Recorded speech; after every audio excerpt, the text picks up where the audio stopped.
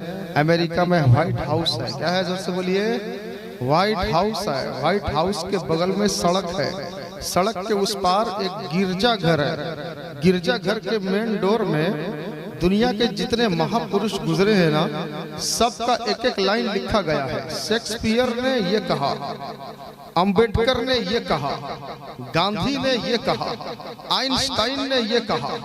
दुनिया के जितने बड़े बड़े नामवर लोग हैं, उन लोगों के नाम के साथ उनका एक एक लाइन लिखा है, मगर सबका नाम नीचे लिखा है। सबसे ऊपर लाइन में जिसका नाम लिखा है, जिसके बारे में एक लाइन लिखा है, वो मेरे प्यारे आका का नाम है। बोल दो सुभान अल्लाह। समझ रहे हैं क्या लिखा है? खैरुकुम मन यनफउन नास। मेरे हुजूर की हदीस है, तुम में जो बेहतर है लोगों के हक में, वही सबसे अच्छा इंसान है। बोल दो सुभान अल्लाह। क्या पता चला, हर मोमिन भाई दूसरे मोमिन भाई का साथ देता है, उसे आगे बढ़ाता है, उसे प्रमोट करता है, उसे सपोर्ट करता है ना। और सरे शाम से बड़े अच्छे अच्छे नातिया कलाम आप हजरात समात कर रहे हैं, खूब दाद दे रहे हैं, खूब सुभान अल्लाह बोल रहे हैं, नारे तकबीर नारे रिसालत भी अदा कर रहे हैं, नजराना अकीदत भी पेश कर रहे हैं। हमारे शाहनवाज हसन साहब ने बड़ी मशक्कतों के बाद आपके जलसे में हाजिरी दी है। अगर वो घटना, वो रुदाद मैं सुना दूं, आप भी ताज्जुब में पड़ जाएंगे, मगर मैं सुनाना नहीं चाहूंगा। एक मोमिन भाई हमारा नदीम फैजी, वो आ नहीं पाया, ऐसी ही कुछ परेशानी थी। आप जान रहे हैं, नया साल एक रोज के बाद है, कल संडे है। ट्रेनों का आलम क्या होगा, हवाई जहाज की भीड़ का आलम क्या होगा, कॉमन सेंस है आपके पास, आप समझ सकते होंगे। हमने कोशिश अपनी तरफ से मुकम्मल की। हमारे मेराजुद्दीन भाई और हम और वाजिद साहब, हम तीनों कांटेक्ट में इतना घूमते रहे, कैसी कैसी सूरतें हमने निकाली कि नदीम फैजी कैसे आके पहुंच जाए, क्योंकि पोस्टर छप चुका है सारे जमाने में, सब तरफ नाम घूम गया है। लोग सोचेंगे ना कि आदमी आ रहा है, अब आके देखेंगे आदमी एब्सेंट है, गैर हाजिर है, तो जाहिर सी बात है शैतान की खोपड़ी शैतान बोलेगा, इन्होंने दावत नहीं दिया होगा, जबरदस्ती नाम डलवा दिया होगा, अपने नामो नमूद के खातिर, अपने चर्चा, अपनी वाहवाही के लिए डलवा दिया होगा। तो खबरदार, इस तरह का ख्याल दिमाग में मत लाइएगा। समझ रहे हैं? बिल्कुल मत लाइएगा। हमने अपनी जानिब से बहुत कोशिश किया, उन्होंने भी अपनी तरफ से बहुत कोशिश किया, अल्लाह को मंजूर नहीं था, मगर अल्लाह का फजल देखो, शाहनवाज साहब ने अकेले लगभग 1.5 घंटा 10-12 कलाम पढ़ा, और ऐसा पढ़ा, कौन गायब है कौन हाजिर है एहसास नहीं हुआ, जबान खुलती रही, मजमा मचलता चला गया। जिंदाबाद जिंदाबाद। रिपीट दे दो। जबान खुलती गई, मजमा मचलता चला गया है। क्यों? नबी का गुण गाने वाला चाहे अकेला हो चाहे मजमे में हो, वो जब बोलता है, जबान खोलता है, तो पहले खुदा की हम्द बयान करता है, फिर मुस्तफा की नात बयान करता है। मैं जो थोड़ी देर के लिए आपके दरमियान आया हूँ, मैं क्या तकरीर करने आया हूँ? मैं भी नात पढ़ने आया हूँ। बोलिए सुभान अल्लाह। हाँ, मैं भी नात पढ़ूंगा, और मैं नात पढ़ूंगा बहुत मुख्तसर, बहुत थोड़ी, बहुत छोटी सी नात, और इतनी छोटी सी नात पढ़ूंगा आप भी ताज्जुब में पड़ जाएंगे। इतनी जल्दी से नात पढ़ लिया, तो क्या आप चाहते हैं मैं वो नात पढ़ के आपको सुनाऊं बहुत मुख्तसर वक्त में? बोलिए ना सुभान अल्लाह। पढ़ेंगे? बोलिए सुभान अल्लाह। मोहम्मद सल्लल्लाहु अलैहि वसल्लम नात हो गई। अरे बोलो ना, नात हो गई। क्यों? मेरे परवरदिगार ने मेरे आका का नाम ऐसा रखा है, जबान से अदा कर लो, नबी की नात हो जाती है। जबान से अदा कर लो, नात हो गई। मोहम्मद का माना क्या मालूम है? साउंड अच्छे से दो। नदीम कहाँ गया? ताज भाई कहाँ गए? साउंड अच्छे से दो भाई। हाँ बिल्कुल, रिपीट एकदम गम गम जैसे आवाज पलटनी चाहिए। हाँ रहने दो, बोल दो सुभान अल्लाह। मोहम्मद का माना अल्लज़ी युहमदु हमदन बादा हमदिन, जिसकी तारीफ पे तारीफ की जाए, जिसकी बार बार तारीफ की जाए, उसे मोहम्मद कहा जाता है। मेरे आका का नाम ऐसा है, ज़बान से अदा कर लो नात हो जाती है। ये जो कुरान पाक है जिसमें 30 पारा है, आप कुरान पाक खोलिए, सूरह अल-हम्द खोलिए, ये भी नबी की नात है। सूरह बकरा खोलो, ये भी नबी की नात है। सूरह आले इमरान ले लो, कुरान का 114 सूरा ले लो, हर सूरा मेरे प्यारे नबी की नात है। हर सूरा मेरे प्यारे नबी की नात है। और नबी का जिक्र हर जिक्र से अच्छा है। आवाज समझ में आ रही है? आवाज समझ में आ रही है? आप जा रहे हैं क्या? आवाज समझ में आ रही है? बोलिए सुभान अल्लाह। कायनात की कोई शय ऐसी नहीं जो हुजूर की तारीफ ना करती है। समझ रहे हैं? दुनिया में हुजूर के बारे में जितना लिखा पढ़ा गया, किसी के बारे में लिखा पढ़ा नहीं गया। दुनिया में हुजूर के बारे में जितनी नात पढ़ी गई, किसी की इतनी तारीफ नहीं की गई। दुनिया में हुजूर के बारे में जितना जलसा किया गया, किसी के बारे में नहीं किया गया। दुनिया में हुजूर के बारे में जितनी गुफ्तगूएं हुई, किसी के बारे में नहीं हुई। हुजूर का जिक्र हर जिक्र से बेहतर। बरेली के आला हजरत फरमाते हैं, जिक्र सब ठीक है जब तक न मज़कूर हो नमकी हुस्न वाला। हमारा नबी हुस्न खाता है जिसके नमक की कसम वो मली है दिलारा। हमारा नबी सब चमक वाले उजलों में चमका किए, अंधे शीशों में चमका। हमारा नबी जैसे सबका खुदा एक है, वैसे ही इनका उनका तुम्हारा। हमारा नबी सारे अच्छों से अच्छा, समझिए जिसे है उस अच्छे से अच्छा। हमारा नबी खल्क से औलिया, औलिया से रसूल और रसूलों से आला। हमारा नबी कौन देता है, देने को मुँह चाहिए, देने वाला है सच्चा हमारा नबी। वाह वाह वाह वाह, अरे वाह वाह वाह, जिंदाबाद जिंदाबाद। देने वाला है सच्चा हमारा नबी। वाह। ये जिन लोगों ने ये नजराना दिया, आप कभी ये मत सोचिएगा ये इनका है। समझ रहे हैं?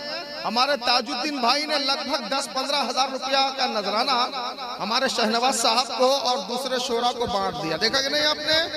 आपके दिल में ख्याल आएगा ताजुद्दीन का बहुत लॉस हो गया। आएगा कि नहीं आएगा? कुछ लोगों के दिल में ख्याल जरूर आएगा। समझ रहे हैं? ख्याल ये आएगा कि इसने 15,000 लगभग दे दिया, यही 15,000 ये रख लेता अगर बचा कर, तो इसके घर में महीने भर का राशन पानी सौदा दूध का खर्चा, इलेक्ट्रिक बिल, मोबाइल का रिचार्ज, ये सारा का सारा 15,000 में लगभग हो जाता है। ऐसा ख्याल आएगा ना, हम कहेंगे ये ख्याल शैतानी है। बोलो सुभान अल्लाह। हाँ, ये पैसा चाहे ताजुद्दीन भाई का हो, चाहे मेराजुद्दीन भाई का हो, चाहे हमारे तूफान मियां का हो, चाहे उनके अब्बा दबीरुद्दीन साहब का हो, चाहे उनके भाइयों का हो, जिसका भी हो, ये जो पैसा है ये इनका नहीं है, ये सब मेरे खुदा का है। आया खुदा की बारगाह से, वापस चला गया खुदा की बारगाह में। आया खुदा की बारगाह से, वापस चला गया खुदा की बारगाह में। क्यों? मैं कहूंगा सुनो भाई साहब, जरा चाय थोड़ी देर के बाद पिला देते अच्छा होता। हाँ, थोड़ी देर बैठ जाइए, हम थोड़ी देर के लिए हाजिर हैं। इको कम कर दीजिए आप, हाँ बेस दे दीजिए, इको कम कर दीजिए। हाँ, बेस एकदम फुल दीजिए, जैसे गम गम करता रहे। हाँ माशाल्लाह, हाँ थोड़ी देर के लिए बैठ जाइए। देखिए एक बात बताऊं, आदमी जो रुपया कमाता है, चाहे सौदा की दुकान हो, चाहे चाउमीन की दुकान हो, चाहे चाय की दुकान हो, चाहे खेत खालियान हो, चाहे सर्विस हो, चाहे मोटर लाइन का आदमी हो, चाहे टायर लाइन का आदमी हो, आदमी जो कुछ कमाता है उसके पास कमाई करने का जो साधन है ना, उसका अपना नहीं है क्या? आदमी कमाने के लिए, जैसे हमारे ताजुद्दीन भाई और उनकी फैमिली वाले, उनके भाई बिरादर, चच्चा बड़े भाई, ये सारे के सारे मैक्सिमम ये लोग मोटर लाइन के आदमी। आप लोग जानते हैं कि नहीं जानते हैं? मैं कहता हूँ ये मोटर लाइन का काम आप लोगों ने जो आगे बढ़ाया, गाड़ी के तमाम पुर्जों को इकट्ठा किया।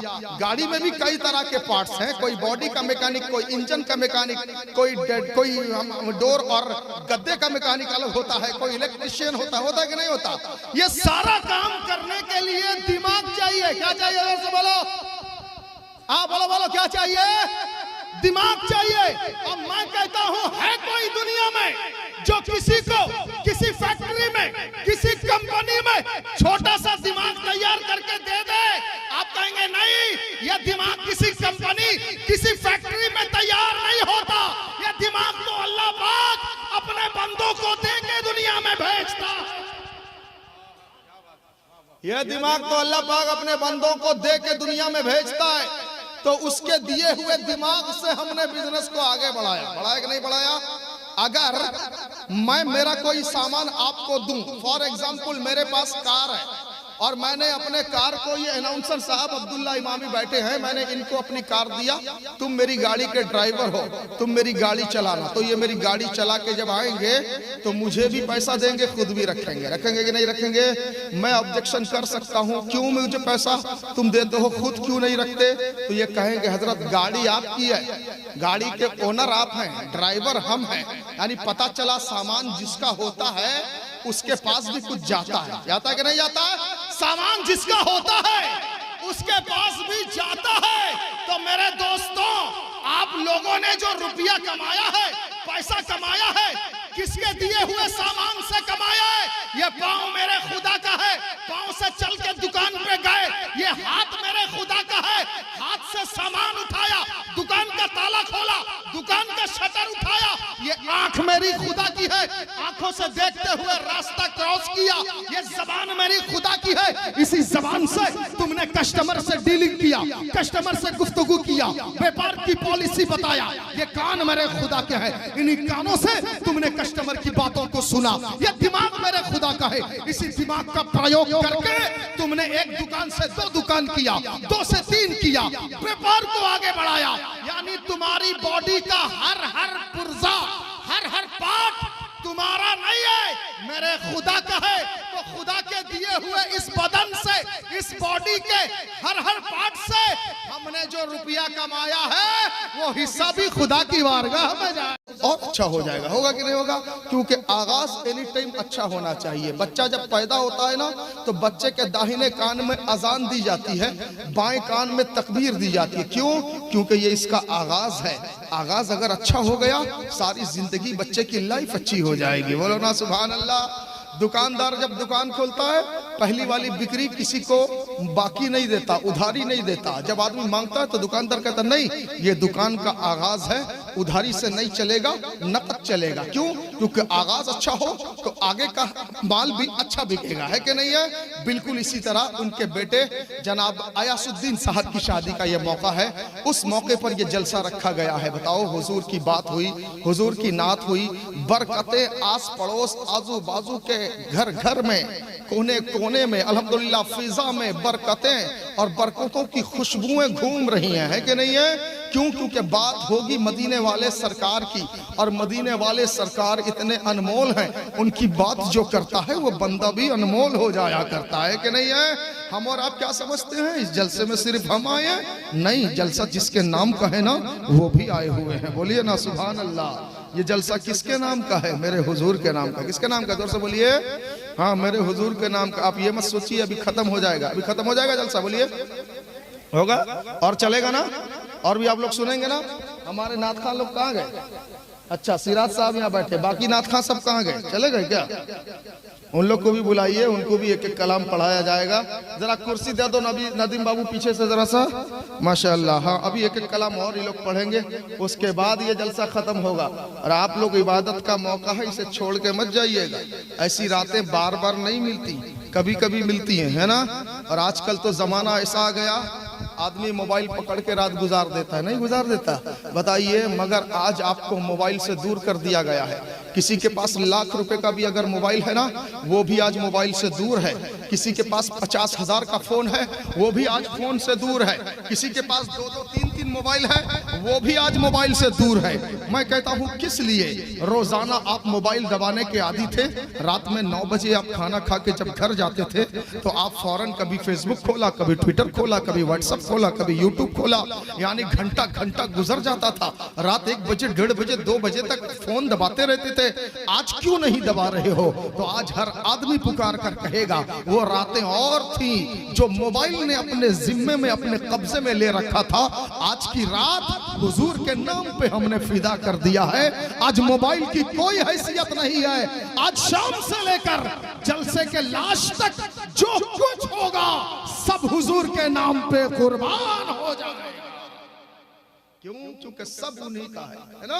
हमारा ये जो दूल्हा है आयासुद्दीन, ये भी किसी का नहीं, ये भी मेरे हुजूर का है। बोलो ना सुभान अल्लाह। दुनिया में जो कुछ है सब हुजूर का। कल ये लोग बारात में जाएंगे बासदेवपुर और भी उससे आगे कहीं पर दुल्हन लाने के लिए, वहां जो इन्हें खाना मिलेगा वो खाना भी मेरे हुजूर का है। जो पानी मिलेगा पानी भी मेरे हुजूर का है। आप जिस कुर्सी पे बैठे हैं ये कुर्सी मेरे हुजूर की है। जिस शामियाना के नीचे बैठे हैं ये शामियाना मेरे हुजूर का है। जिस माइक्रोफोन पे मैं तकरीर कर रहा हूं ये माइक्रोफोन मेरे हुजूर का है। हर सुन्नी भाई मेरे हुजूर का है। सबलंग बस्ती की मस्जिद मेरे हुजूर की है। सबलंग बस्ती का मदरसा मेरे हुजूर का है। सबलंग का चप्पा चप्पा मेरे हुजूर का है। जिसको जो भी मिला है हुजूर के दर से मिला है। आला हजरत फरमाते हैं ला वरब्बिल अर्श, जिसको जो मिला उनसे मिला। बढ़ती है कौनाइन में नेमत रसूलुल्लाह की। सूरज उल्टे पांव पलटे, चांद इशारे से हो चाक, अंधे नजदी देख ले कुदरत रसूलुल्लाह की। वो जहन्नम में गया जो उनसे मुस्तगनी हुआ है। खलीलुल्लाह को हाजत रसूलुल्लाह की। तुझसे और जन्नत से क्या मतलब, वहां भी दूर हो। हम रसूलुल्लाह के, जन्नत रसूलुल्लाह की। अर्श हक है मसनदे रिफात रसूलुल्लाह की। देखनी है हश्र में इज्जत रसूलुल्लाह की। देखनी है हश्र में इज्जत रसूलुल्लाह की। जोर से बोलिए सुभान अल्लाह। सब कुछ मेरे हुजूर का है। मैं कहता हूं दबीरुद्दीन भाई, आपने बेटे के शादी के मौके पर, बेटा रख दो, आपने बेटे की शादी के मौके पर ये जो इंतजाम किया, ये सारा इंतजाम इन लोगों के लिए जो बस्ती में जिंदा हैं, सांस ले रहे हैं, चल रहे हैं, फिर रहे हैं, गुफ्तगू कर रहे हैं। आपने अपने भाइयों का ख्याल रखा, भतीजों का ख्याल रखा, दोस्तों का, अहबाब का, रिश्तेदारों का ख्याल रखा। बेटे की शादी का मौका है, लोगों को खाने की दावत पर बुलाएंगे, फिर 2 रोज के बाद वलीमा होगा, फिर दावत में बुलाएंगे। मैं कहता हूं जनाब दबीरुद्दीन साहब, आपने जिंदे लोगों का तो बड़ा इंतजाम कर दिया, मगर क्या आप उन लोगों को भूल गए जो सबलंग की कब्रिस्तान में आराम कर रहे हैं, मिट्टी की चादर ओढ़ के सो रहे हैं? वो भी तो किसी के इंतजार में है, उन्हें भी तो किसी चीज की तवक्को है, वो भी तो चाहते हैं हमें कुछ मिले।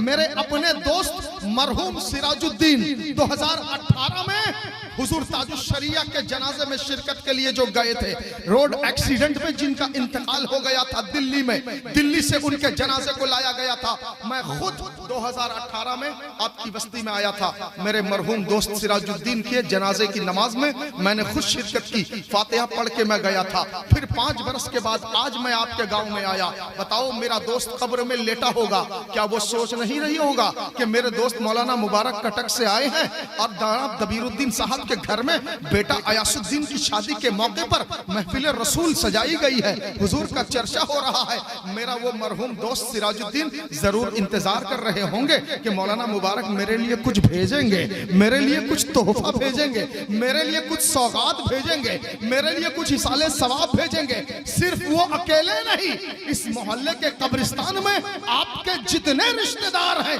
किसी का बाप लेटा होगा, किसी की माँ लेटी होगी, किसी का भाई होगा, किसी की बहन होगी, किसी के रिश्तेदार होंगे, किसी के बिरादर होंगे। आप क्या सोचते हैं उनको मिट्टी के नीचे सुला देने के बाद आपका उनका रिश्ता खत्म हो गया? नहीं नहीं, जिंदा और जिंदा का रिश्ता टूट सकता है, मगर जिंदा और मरहूम का रिश्ता हमेशा बाकी रहेगा।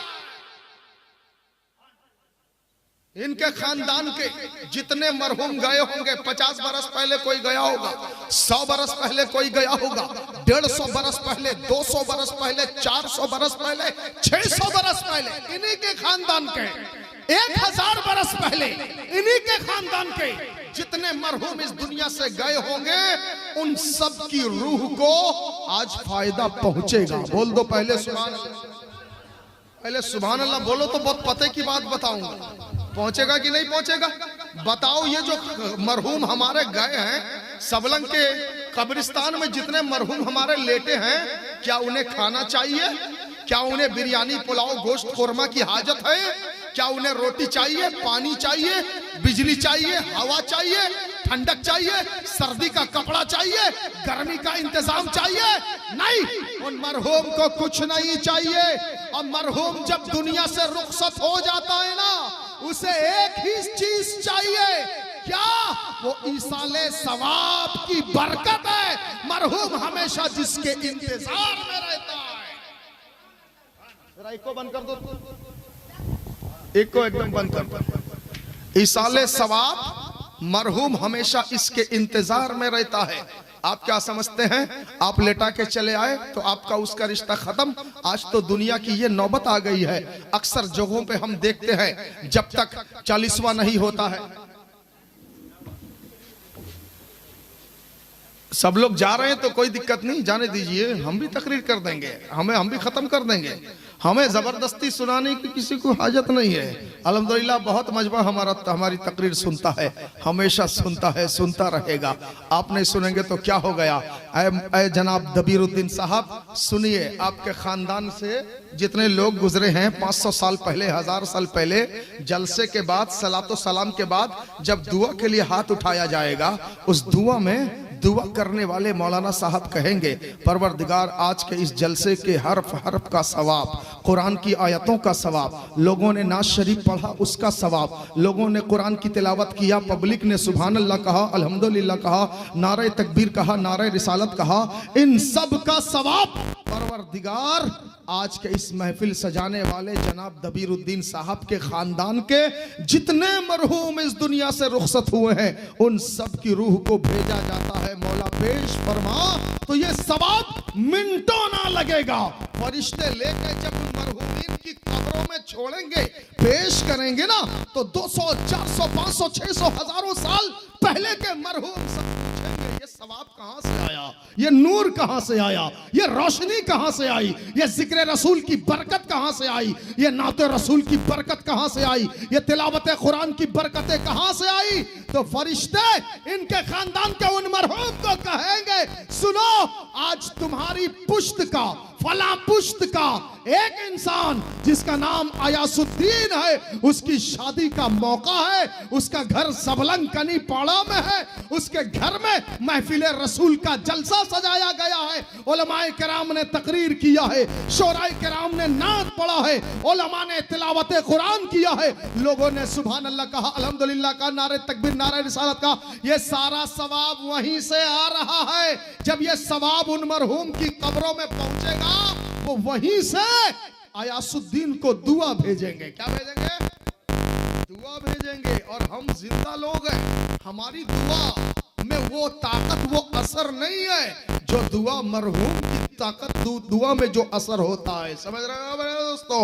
हाँ मेरे दोस्तों, माशाल्लाह आप भी कोशिश करिएगा, घर में कोई भी मौका हो, शादी का मौका हो, वलीमा का मौका हो, खतना का मौका हो, अकीका का मौका हो, कोई भी सेरेमनी हो, कोई भी उत्सव हो, आप कोशिश कीजिएगा मिलाद रसूल की महफिल सजाने की। समझ रहे हैं? मुझे उन लोगों से बहुत शिकायत है जो सिर्फ नाज शरीफ सुनने के लिए मजमे में बैठते हैं और नाज शरीफ सुनने के बाद बड़ी आसानी से उठ के चले जाते हैं। मेरे दोस्त, दीन का ऐसे मजाक मत बनाओ।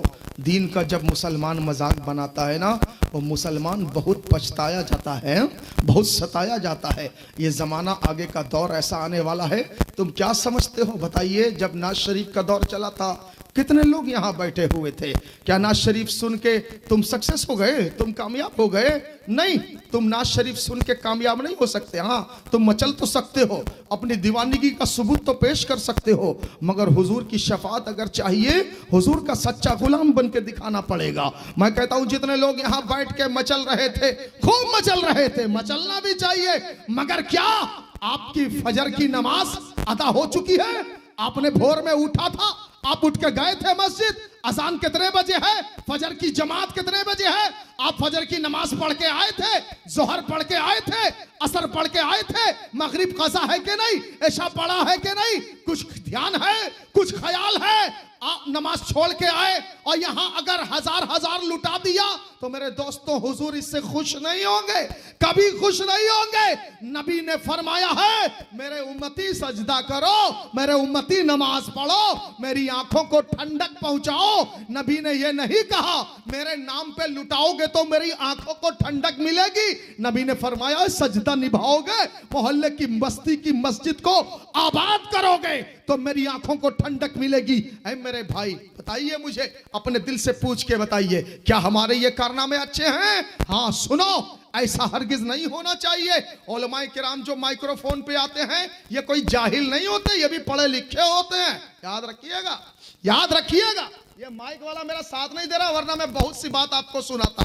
ताजुद्दीन भाई, जब जब मेरी तकरीर की बारी आती है आप माइक छोड़ के चले जाते हैं और ऑपरेटिंग गड़बड़ होती रहती है। अक्सर ऐसा देखता हूं। हमारे टाइम भी आप बैठा कीजिए, आप ऑपरेटर नंबर 1 हैं। पहले बोलिए सुभान अल्लाह तो बताता हूं। हाँ मेरे दोस्तों, कभी भी उलमाए किराम के बयान को हल्के में मत लीजिएगा। ये उलमाए किराम ही का बयान है जो इंसान को इंसानियत सिखाता है, पब्लिक को कुरान सिखाता है। इंसान जो वजू का तरीका नहीं जानता उलमा बताते हैं, जो गुस्ल करने का ढंग नहीं जानता, गमछा लिया, साबुन लिया, चला गया नदी में डुबकी लगा के आ गया, मस्जिद चला गया नमाज पढ़ा। अरे बेवकूफ, ऐसे पाक थोड़ी होता है। गुस्ल में 3 फर्ज हैं, वो तीनों फर्ज अदा करके नहाएगा तब तू पाक होगा, तो मस्जिद में जाएगा नमाज पढ़ेगा। तुझे तहारत से क्या लेना देना, तुझे वजू के तौर तरीके से क्या लेना देना, तुझे नमाज से क्या लेना देना? ऐ मेरा भाई सुन ले, अल्लाह के प्यारे नबी फरमाते हैं कयामत के मैदान में अल्लाह पाक ना जलसे का सवाल करेगा, ना जुलूस का सवाल करेगा, ना लंगर का, ना फातिहा का, ना नियाज का, ना शीरीनी का, ना तबर्रुक का, ना धामनगर जाने का, ना काईपदर जाने का, ना बरेली बगदाद जाने का पूछेगा। अल्लाह पहला सवाल पूछेगा, ऐ मेरे बंदे कौन कौन सी नमाज पढ़ा है, कौन कौन सी नमाज छोड़ा है, हिसाब दे। आखिर हम ये कब समझेंगे? जब भी उलमाए किराम की बारी आती है बोलने की, तकरीर करने की, इंसान उठ के भागता है, वो अपने से नहीं भागता। सुनो, उलमा क्या है? प्यारे नबी फरमाते हैं जिसने आशिक रसूल सुन्नी आलिम का चेहरा देखा, नबी फरमाते गोया कि उसने अपने नबी का चेहरा देखा। आप क्या समझते हैं? क्या उलमाए किराम जो बयान करते हैं क्या ऐसे ही अपने से जो बोलते हैं मुंह से निकल जाता? नहीं, 500-500 पेज की किताब पढ़ते हैं, उसमें से 5 लाइन निकाल के आपको बोलने के लिए लेके आते हैं। समझ रहे हो? क्या समझते हो दीन का खिलवाड़ बनाओगे? नहीं, हरगिज नहीं। उलमा से मोहब्बत करो और जहां भी जाओ जलसे में ये सोच के जाओ, ये ख्याल लेके जाओ, मैं जाऊंगा तो जो भी माइक्रोफोन पे आएगा वो हुजूर का गुलाम होगा, वो हुजूर ही की बात करेगा, हुजूर ही का चर्चा करेगा, हुजूर ही के गुण गाएगा। एक का सुनूंगा दूसरा का नहीं सुनूंगा तो ये बेइंसाफी हो जाएगी। मैं बेइंसाफी करने वाला नहीं हूं, मैं मुसलमान हूं, मैं इंसाफ करने वाला बनूंगा। समझ रहे हो? नहीं समझ? हाँ, और किसी के साथ मजबूरी है, अर्जेंट है, किसी के साथ कोई हाजत है, वो उठ के चला जाए तो वो अलग बात है। मगर बगैर किसी काम के लोग मजमे से अगर उठ के भाग जाएं तो हमें इससे बहुत शिकायत होगी और एक दिन आप भी पछताएंगे हमने क्यों ऐसा किया। हाय, अगर हम बैठ जाते तो हमारा कितना भला होता। आपके प्यारे नबी ने आपको कितना चाहा है, कितनी मोहब्बत की है। दुनिया में कोई बाप अपनी औलाद को इतनी मोहब्बत नहीं करेगा जितनी मोहब्बत नबी ने अपनी उम्मत से किया है, जितना प्यार प्यारे आका ने अपने उम्मती से किया है। आप क्या समझते हैं उलमाए किराम के बयान की बारी आ गई आप चले जाएंगे? नहीं, उलमा का चेहरा देखो, उलमा का चेहरा देखना प्यारे नबी के चेहरा देखने की तरह है। हुजूर फरमाते हैं, हाँ, मन साफहा आलिमन फकत साफहनी, ये हुजूर की हदीस है। उलमा से मुसाफा करना गोया रसूल से मुसाफा करना है। उलमा की मजलिस में बैठना गोया रसूल की मजलिस में बैठना है। उलमा के चेहरे का दीदार करना गोया रसूल के चेहरे का दीदार करना है। आला हजरत फरमाते हैं, वो है आंख उनका जो मुंह तके, वो है लब जो महव हो नात के, वो है सर जो उनके लिए झुके, वो है दिल जो उन पे निसार है। बोलिए ना सुभान अल्लाह। हाँ मेरे दोस्तों, कभी भी हल्का मत समझिएगा। आज के इस जलसे से हमारे जिंदों को भी फायदा मिलेगा, मगर यही मिलेगा। मगर हमारे जो मरहूम हैं उनको जो फायदा मिलेगा, जलसे के बाद जो दुआ होगी उस दुआ के साथ सारा सवाब उनकी रूह को पहुंचेगा। हुजूर आला हजरत फरमाते हैं, कोई ये ना सोचे उनका मरहूम जो उनसे जुदा हो गया तो उनसे हट गया, बिछड़ गया, अब उसका इसका कोई रिश्ता नहीं। नहीं, आला हजरत फरमाते हैं हर घर का हर मरहूम हफ्ता में एक दिन शबे जुमा को, जुमेरात का दिन गुजार के जो रात आती है ना, हफ्ते में एक दिन। आप देखते होंगे जुमेरात के रोज मजारों पे आस्थानों को कितनी भीड़ लगी होती है ना।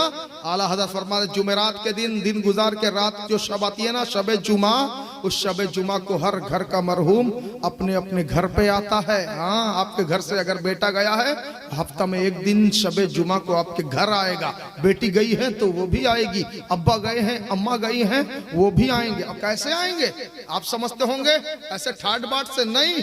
आला हज़रत फरमाते हैं ऐसे झोली फैला के, ऐसे दामन पसार के आपके घर का मरहूम आपके घर पे आएगा हफ्ता में एक दिन जुमा को, और क्या कहेगा, ऐ मेरे घर वालों, ऐ मेरे चाहने वालों, ऐ मेरा बेटा, ऐ मेरे भाई, ऐ मेरी अम्मा, ऐ मेरे घर के रिश्तेदार, कहाँ हो, आओ आओ जल्दी आओ। जब तक मैं तो तुम्हारे दरमियान था, तुम तो बड़ी मोहब्बत पेश करते थे, अब मुझे कब्रिस्तान में छोड़ के चले आए, क्या अब तुम्हारा मेरा रिश्ता खत्म हो गया? नहीं, मैं सवाब मांगने आया हूँ, मुझे सवाब दे दो, मुझे कुरान की आयतों की बरकत दे दो, मुझे लाते रसूल की बरकत दे दो, मुझे महफिल मिलाद की बरकत दे दो।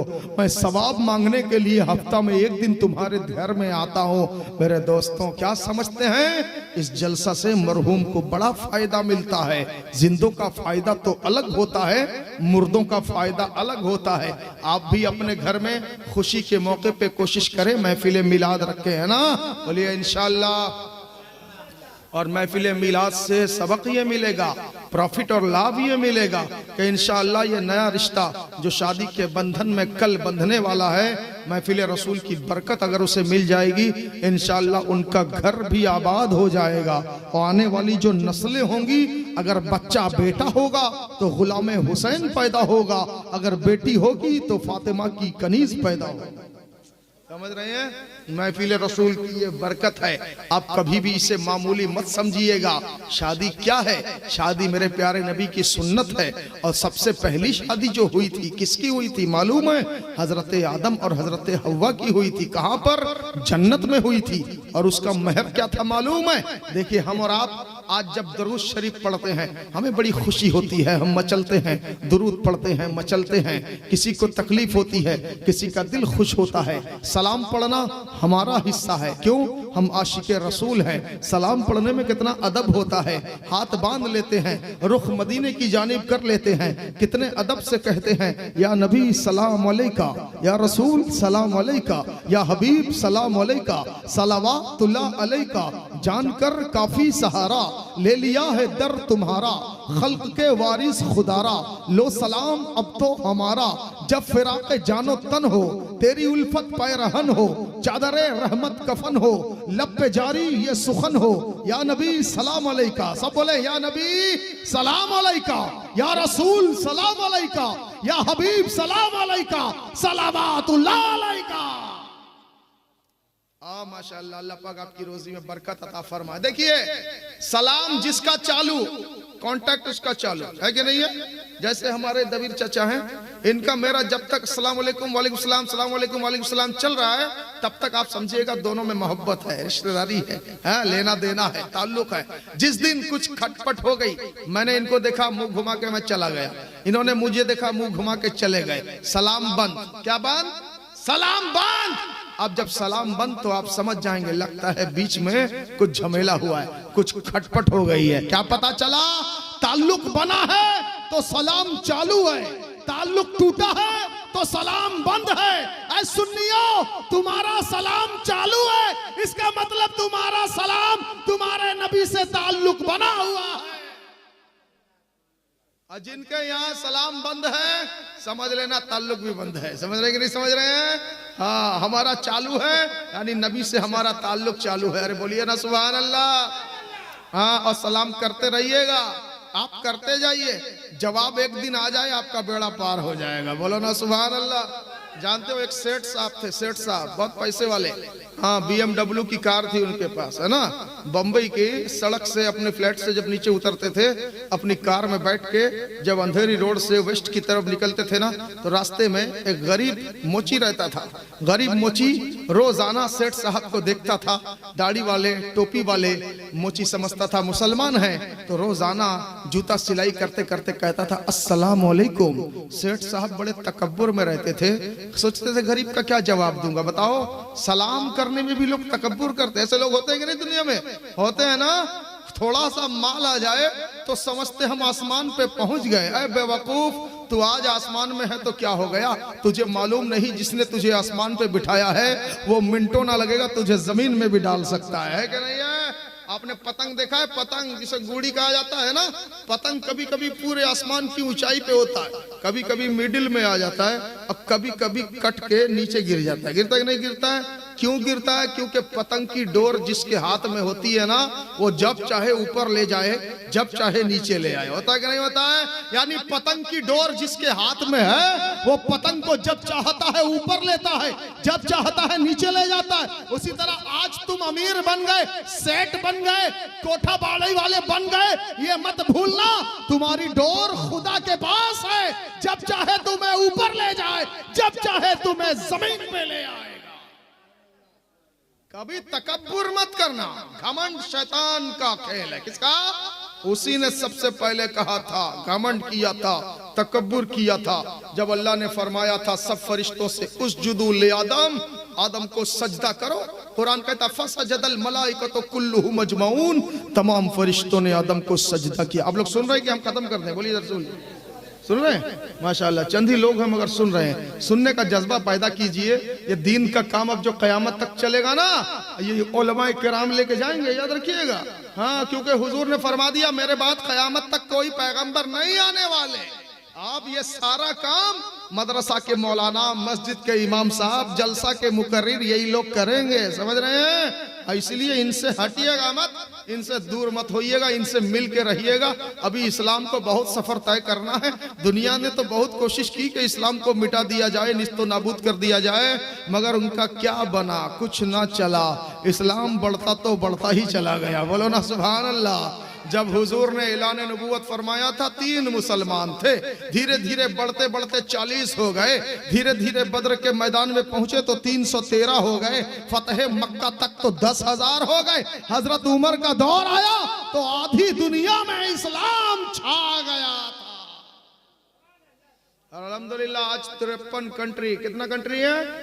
53 कंट्री में इस्लाम का झंडा लहरा रहा। तुम क्या समझते हो इस्लाम मिटने वाली कौम है? नहीं, तुम जितना तराशोगे उतना ही सेवा होगा। इस्लाम वो पौधा है, काटो तो हरा होगा। बोलो ना सुभान अल्लाह। हाँ, दूसरे जितना दुनिया 1400 बरस से इस्लाम के पीछे पड़ी है, याद रखिएगा। कितने बरस से? हाँ, 1400 बरस से। और इतने बरस से अगर यही दुनिया किसी दूसरे धर्म, किसी दूसरे रिलीजन के पीछे पड़ जाती ना, वो कब का कब तबाह हो जाता। होता कि नहीं होता? हाँ, चाहे बौद्ध हो, चाहे पर्सियन हो, चाहे क्रिश्चियन हो, चाहे सनातन हो, ईसाई हो, यहूदी हो, किसी भी दूसरे रिलीजन के पीछे अगर पूरी दुनिया 1400 साल से पड़ जाती, वो कब का तहस नहस हो जाता। मगर ये इस्लाम है कि इसकी हरियाली कभी नहीं जाती। बोलो ना सुभान अल्लाह। हाँ, इस्लाम की हरियाली कभी नहीं जाती। हम कहेंगे भाई जाएगी भी कैसे? क्योंकि हरा रंग कहीं से ट्रांसफर हो रहा है। बोलो ना सुभान अल्लाह। इस्लाम की हरियाली कभी नहीं जाएगी, हरा रंग कहीं से ट्रांसफर हो रहा है। आप कहेंगे कहां से?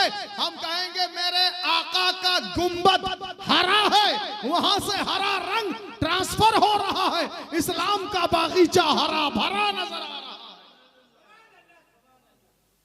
रोजाना नई नई बातें, इन्हें निकाल दो, इन्हें बाहर कर दो, इन्हें देश से बाहर कर दो, पड़ोसी मुल्क भेज दो। कहते नहीं, इन्हें पड़ोसी मुल्क भेज दो, घर वापसी कर लो, चले जाओ, 20% हो, निकाल दिए जाओगे। क्या तुम्हारी चलती है? तुम कहोगे हम निकल जाएंगे, इनकी चलती है, इनकी चलती है। ताजुश्शरिया से पूछो ताजुश्शरिया किनकी चलती है? ताजुश्शरिया कहेंगे जहां में उनकी चलती है, जहां में उनकी चलती है। वो पल में क्या से क्या कर दें, जमी को आसमां कर दें, सुरैया को सरा कर दें, मुनव्वर मेरी आंखों को मेरे शम्सुद्दुहा कर दें, गमों की धूप में हो साया जुल्फे दोता कर दें, जहां बानी अता कर दें, भरी जन्नत हिबा कर दें। नबी मुख्तार कुल है, जिसको जो चाहे अता कर दें। मुझे क्या खौफ हो अख्तर, मेरे यावर है वो यावर, बलाओं को जो मेरी खुद गिरफ्तारे बला।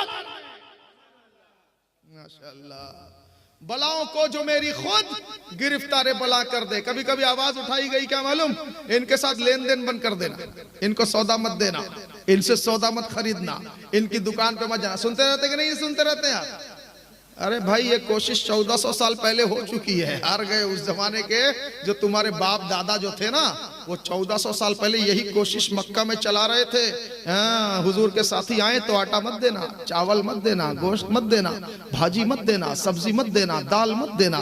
हुजूर के साथियों के लिए दुकान बंद, बाकी जो आए सबको सौदा देना। लोगों ने सोचा इन्हें भूखा रखा जाएगा, भूख के मारे बिलबिला उठेंगे, अपना धर्म छोड़ देंगे, वापस अपने घर वापसी कर लेंगे, हमारी तरफ चले आएंगे। मगर उन्हें क्या मालूम था, ये कौम ऐसी कौम है जो भूखा रह रह के, रोजा रख रख के, जंग के मैदान में तलवार बजा बजा के इस्लाम की आबरू को आसमान से बातें कराने वाली कौम है। तुम हमें भूखा रखोगे? आज भी यही कोशिश होती है। इनके साथ सौदादारी, रिश्तेदारी, लेन देन, खरीदो फरोख्त मत करना, ये कमजोर हो जाएंगे, इनका हांडी चूल्हा बंद हो जाएगा। अरे बेवकूफो, हमारा हांडी चूल्हा कैसे बंद होगा भाई? हमारी हांडी में जो खाना आता है वो तो अजमेर की बड़ी देग से आता है। बोलो ना सुभान अल्लाह। जो बड़ा होता है छोटों को वही देता है, देता कि नहीं देता है? आपके घर में जो पानी की टंकी है छत के ऊपर, वो सबसे बड़ा स्टोरेज है कि नहीं है? उसी स्टोरेज से जो पानी नीचे आता है तो मटका वही भरता है, बाल्टी को वही भरता है, ड्रम को वही भरता है, लोटा को वही भरता है, गिलास को वही भरता है। क्यों? बड़ा है, उसका जिम्मा है, छोटों का पेट भरेगा। उसी तरह अजमेर की देग बड़ी देग है, उसकी जिम्मेदारी है हिंदुस्तान के छोटे तमाम देग का पेट भरेगी। बोल दीजिए हमारा हांडी। अरे माशाअल्लाह, खत्म कर दें?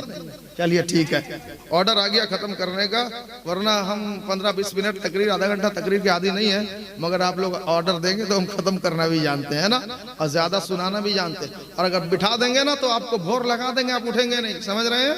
इस्लाम को क्या समझे हो?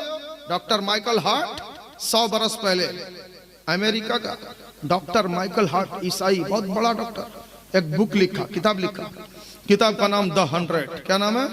किताब आ जाएगी, उसका राइटर डॉक्टर माइकल हार्ट। जानते हो, द 100 किताब में उसने 100 पेज की किताब लिखी, और पहले पेज में एक महापुरुष का नाम, उसकी लाइफ हिस्ट्री, दूसरे पेज में दूसरे महापुरुष का नाम, उसकी लाइफ हिस्ट्री, तीसरे पेज में तीसरे का नाम, उसकी लाइफ हिस्ट्री। ऐसे 100 बड़े बड़े दुनिया से जो गुजरे हैं महापुरुष, सबका नाम लिखा, उनकी लाइफ हिस्ट्री थोड़ी थोड़ी लिखी। मगर पहले पेज में जिसके नाम को और जिसकी लाइफ हिस्ट्री को उसने जगह दिया, वो हमारे आका मोहम्मदुर रसूलुल्लाह हैं। बोलो ना सुभान अल्लाह। लोगों ने पूछा तुम क्या मुसलमान बन गए हो? मुसलमानों के पैगंबर का नाम सबसे पहले डाल दिया, बाकी तुम्हारे ईसाई धर्म के जितने गुरु हैं उन लोगों के नाम को पीछे धकेल दिया। क्या तुम मुसलमान बन गए हो? डॉक्टर माइकल हार्ट कहता नहीं, मैं मुसलमान नहीं बना, मगर मैंने जो किया है बहुत सोच समझ कर किया है। फिर बोलिए सुभान अल्लाह। फिर डॉक्टरी जमात के उसके जो लोग थे, बड़े बड़े डॉक्टर, उसके साथी बचपने के, कॉलेज के, यूनिवर्सिटी के, उन लोगों ने एतराज किया, अरे तू क्या अपने लाइन से फिर गया है? तुझे तो चाहिए था अपनी डॉक्टरी लाइन किसी बहुत बड़े डॉक्टर का नाम पहले पेज में दे देता, मगर तूने मुसलमानों के पैगंबर का नाम क्यों दे दिया? तरह तरह का जब एतराज होने लगा तो डॉक्टर माइकल हार्ट कहता, सुनो, पहली पेज में जगह उसी को दिया जाता है जो सबसे बड़ा नेक, सबसे बड़ा शरीफ, सबसे बड़ा दीनदार, सबसे बड़ा ईमानदार, सबसे बड़ा सच्चा, सबसे बड़ा अमन पसंद करने वाला होगा। लोगों ने कहा मुसलमानों के पैगंबर की कौन सी सच्चाई तुम्हें पसंद आ गई? डॉक्टर माइकल हार्ट कहता, सुनो, झूठ का रास्ता बहुत छोटा होता है और सच्चाई का रास्ता बहुत लंबा होता है कि नहीं होता है? डॉक्टर माइकल हार्ट कहता है, आज से 1400 वर्ष पहले मुसलमानों के पैगंबर ने एक सच कहा था, ऐसा सच कहा था, उस सच की बरकत देखो। 1400 साल पहले मक्का की वादी के अंदर जो मुसलमान थे वो फैलते हुए आज पूरी दुनिया के आधे से ज्यादा हिस्सा पे कब्जा कर चुके हैं। बोलो सुभान अल्लाह। डॉक्टर माइकल हार्ट कहता, अगर उनका वो जुमला झूठ होता तो ये इस्लाम आगे ना बढ़ता। वहीं रह जाता, दब जाता, रुक जाता। इसका मतलब उन्होंने सच कहा था, जब ये इस्लाम आगे बढ़ा है। लोगों ने कहा कौन सा सच कहा था? डॉक्टर माइकल हार्ट कहता है उठाओ पैगंबर इस्लाम की तारीख हिस्ट्री, उनकी लाइफ हिस्ट्री उठाओ, जीवनवाणी देखो, पढ़ो। 1400 वर्ष पहले मक्का के कोहे सफा पहाड़ी के ऊपर मुसलमानों के पैगंबर ने ऐलान किया था, ऐ मक्का वालों कहाँ हो, इधर आओ, इधर आओ। अच्छा एक बात बताइए अब्दुल वाजिद साहब, आप सुन रहे हैं? ये बताइए पहाड़ के ऊपर से चढ़ के आप आवाज दीजिए, आपकी आवाज नीचे वाले सुन सकेंगे? सुन सकेंगे?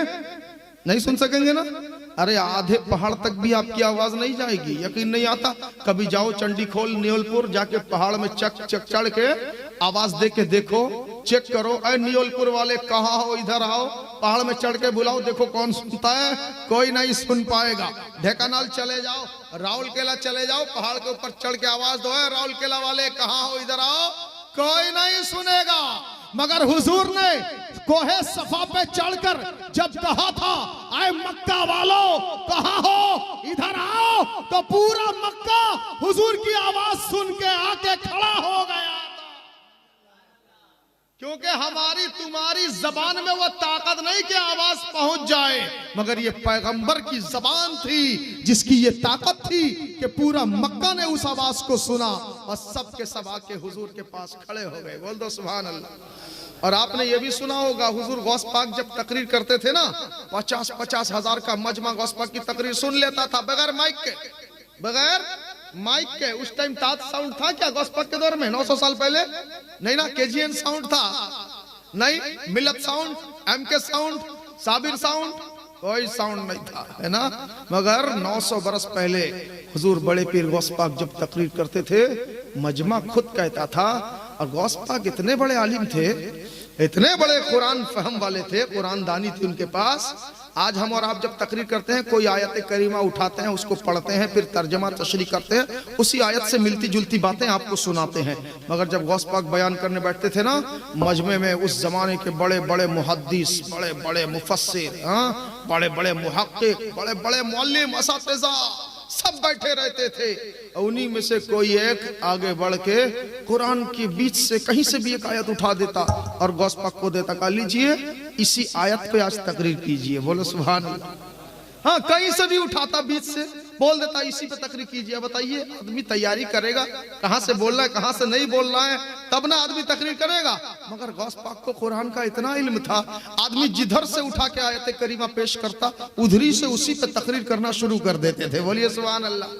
और लोगों का कहना है उस जमाने में जो मजमा लगता था कि गौस पाक की आवाज को 50-50 हजार का मजमा, पहली लाइन वाला जितने वॉल्यूम से वो तकरीर सुनता था, बीच वाला बिल्कुल सेम सुनता था और लास्ट लाइन वाला भी बिल्कुल सेम सुनता था।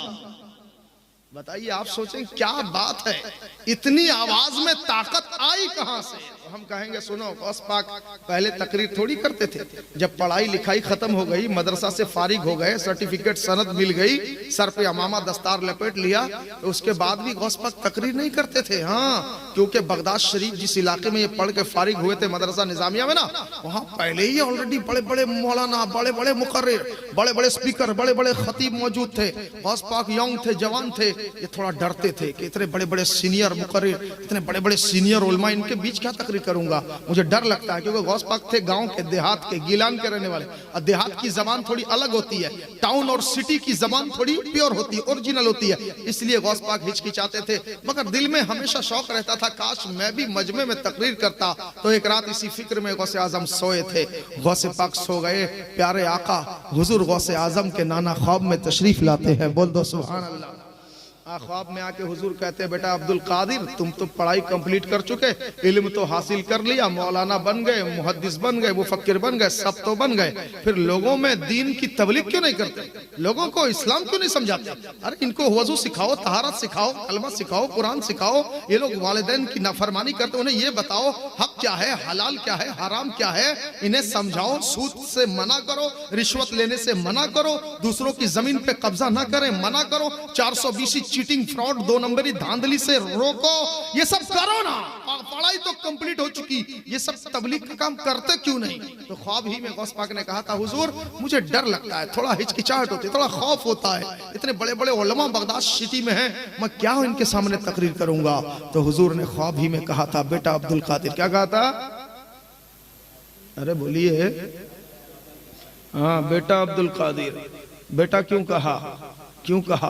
क्योंकि प्यारे आका की औलाद है गौसे आजम, समझ रहे हैं? हाँ, हुजूर आला हजरत फरमाते हैं, तेरी सरकार में लाता है रजा उसको शफी जो मेरा गौस है और लाडला बेटा तेरा। बोल दो सुभान अल्लाह।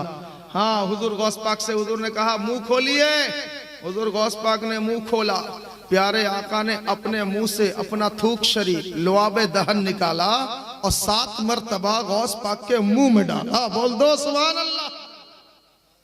और जो नबी से बराबरी का दावा करते हैं उनसे बोलिए कभी अपने मुंह का थूक निकाल के अपने किसी रिश्तेदार के मुंह में डालो, देखो कितना मजा आएगा। ऐसा थप्पड़ खाएगा, हाँ, 7 पुश्तों तक गाल में निशान रहेगा, समझ रहे हो? मगर हुजूर ने डाला, रे वो पैगंबर है भाई, बेवकूफ गधे क्या समझेंगे। गधा देखा है आपने? गधा, गधा देखा है ना? गधा में और इंसान में सिर्फ 1 दर्जे का फर्क है। कितने दर्जे का? 1 दर्जे का। क्या? गधा बोल नहीं सकता, इंसान बोल देता है, बस यही फर्क है। बाकी सब सेम है। गधा भी चलता फिरता है, पखाना पेशाब जाता है, इंसान भी चलता फिरता है। गधा भी खाता है, इंसान भी खाता है। गधा भी सोता है, इंसान भी सोता है। गधा भी चिल्लाता है, इंसान भी चिल्लाता है। गधा भी रोता है, इंसान भी रोता है। बस फर्क ये है, गधा बोल नहीं सकता, इंसान बोल देता है, बस एक ही दर्जे का फर्क है ना। इसके बावजूद किसी गधे से पूछो, क्या तूने अपने आप को इंसान की तरह समझा? गधा कहेगा कभी नहीं, कभी नहीं। इंसान मालिक है, मैं नौकर हूं। वो मेरे पीठ में बोझ डालेगा, मैं बोझ ढोऊंगा, वो मारेगा, मैं मार खाऊंगा। मैं उसे अपने को उसकी तरह कभी नहीं समझता। सिर्फ 1 दर्जे का फर्क है गधे में और इंसान में। फिर भी गधे ने अपने आप को कभी इंसान की तरह नहीं समझा, मगर उम्मती और नबी में हजारों दर्जा का फर्क है। फिर भी उम्मती ने अपने आप को नबी की तरह कैसे समझा? इसका मतलब वो गधा नहीं, ये गधा है। समझ रहे हैं?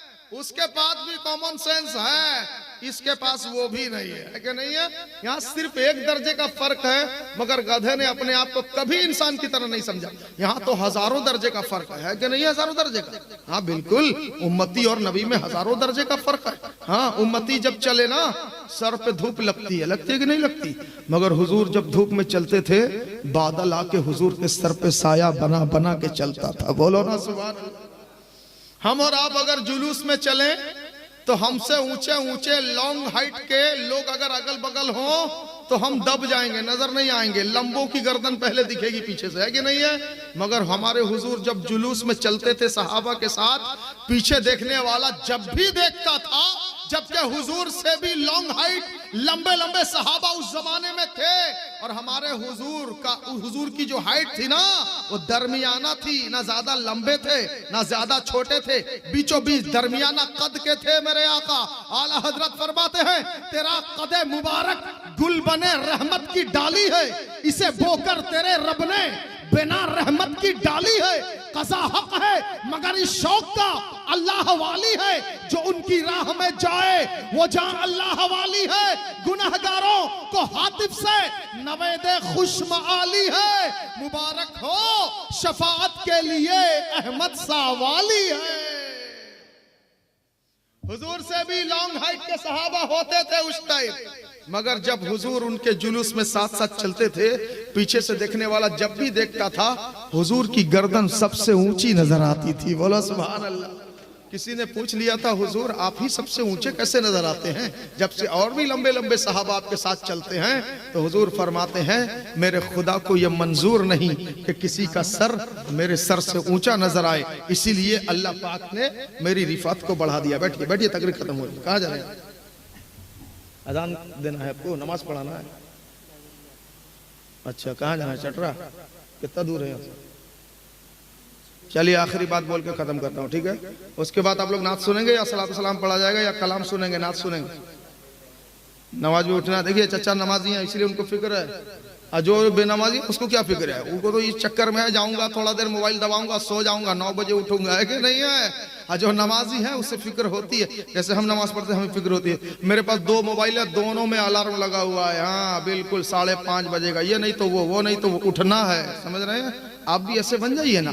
थोड़े दिन के लिए दुनिया में आए हैं, कितने दिन के लिए आए हैं? थोड़े दिन के लिए ना। हुजूर फरमाते मेरी उम्मत का मिनिमम साल 60-70, बस इतनी के अंदर काम खत्म। और उस 60 में से मौला अली ने 4 भाग कर दिया। किसने किया? मौला अली ने। कहते शुरू का 15 साल तो बचपने में निकल जाता है, खेल कूद बदमाशी शरारत। उसके बाद का जो 15 साल रहा उसमें जवानी आई, नौकरी चाकरी लगी, कमाई का इंतजाम हुआ, शादी ब्याह हो गए, 30 साल गुजर गए। कहते 30 के बाद का जो 15 साल आया, बच्चों को पालो पोसो परवरिश करो पढ़ाओ लिखाओ, देखते देखते 45 हो गया। अब चला गया 45। लास्ट का जो 15 साल रहा, उसी 15 साल में तुम क्या कर लोगे? उस टाइम ना पैर में ताकत रहेगी, ना हाथ में जोर रहेगा, ना दिमाग में ताकत शक्ति होगी।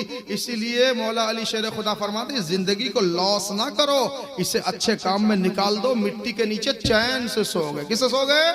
चैन से सो गए। देखिए मैं सदर बन के आया था मुशायरे का, मगर मुझे तकरीर में कहा कुछ देर बोलिए, बोलते बोलते मैं आगे बढ़ गया, आप सुनते चले गए, बात आगे चली गई। बात बहुत सी है, क्या क्या बताऊं, वक्त अच्छा खासा रहेगा, मजमा सुनने वाला रहेगा तो बोलने में अच्छा लगेगा। समझ रहे? आज बस अच्छा कोई दिक्कत नहीं, फिर कभी सुनाएंगे, घबराइए नहीं। हम लोग बहुत लॉन्ग लास्टिंग मुकर्रर हैं, 1.5 घंटा 2 घंटा कब निकल जाएगा आपको समझ में नहीं आएगा, क्योंकि पूरी दुनिया को खंगाल के आपके सामने रखेंगे। अल्लाह के फजल से छोटी सी मेमोरी में अल्लाह ने इतनी ताकत दे दी है, बोलो ना सुभान अल्लाह। चाइना वाले ने सबसे पहले मेमोरी बनाया 64 MB, उसके बाद देखा ये धड़ से भर गया, बढ़ा दिया 256 कर दिया, 120 कर दिया, 124 कर दिया, फिर MB गया, GB का जमाना आया है, 2 GB 4 GB 6 GB 64 GB 256 128 512 GB, वो भी हैंग होने लगा।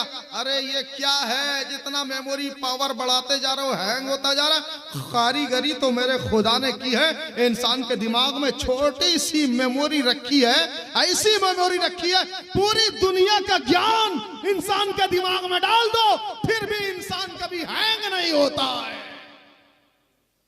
क्या खुदा की कारीगरी का तुम अंदाजा लगाओगे? चाइना वाला ये हेलोजिन बनाया, जापान वाला बनाया, इंडिया वाला बनाया, या 2 साल 3 साल का मेहमान है कि नहीं है?